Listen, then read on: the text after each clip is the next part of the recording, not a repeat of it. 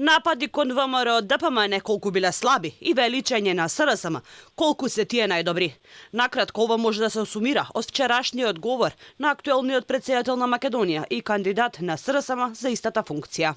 Стево Пендаровски на Конгресот на социјалдемократите не понуди ништо ново, никаква идеја, план, визија за што тој би правел ако повторно ја добие фотелјата на Вила Водно. Без малку целиот говор беше насочен на тоа како да ја оцрни партијата која му е опонент на претседателските избори. Дел од аналитичарите за Алфа коментираат: Пендаровски ниту досега како претседател не нудел опции и планови, туку само политички оговарање и менување на ставови. Овој говор е само показател каква ќе биде неговата кампања и што тој ќе предложи на народот. Он требаше вчера неговиот говор да биде поделен во два дела. Првиот дел да даде отчет што сработи изминативе 5 години и вториот говор требаше да биде насочен, или вториот дел од говорот кон визија каде ја гледа Македонија следните 5 години. За жал ни тоа не го видовме. Говор полн со празни фоскули и практично со ништо конкретно освен една негативна кампања која што не доликува за функцијата претседател на Република Македонија. Според Малчевски, Пендаровски ниту досега не бил добар претседател, оти не си ги вршал работите што се во негова ингеренција.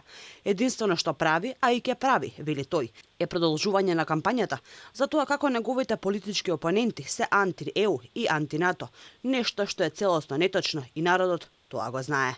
Видете, пред Стево Пендаровски да каже што ќе прави следните 5 години како потенцијален претседател на Република Македонија, треба да даде отчет што направи изминативе 5 години како претседател на Република Македонија. Кога ќе подлечете една црвена линија, ќе сватите дека тоа беа 5 години залудно потрошени или мандат залудно потрошен. Например, мене ме интересира страшно каков коментар ќе даде на тоа дека стратегијата за одбрана на Република Македонија, која што е во негова надлежност, се уште како една од основните цели стои дека Македонија ќе биде членка, треба да стане членка НАТО. Ние веќе 3 години сме членки на НАТО алијансата.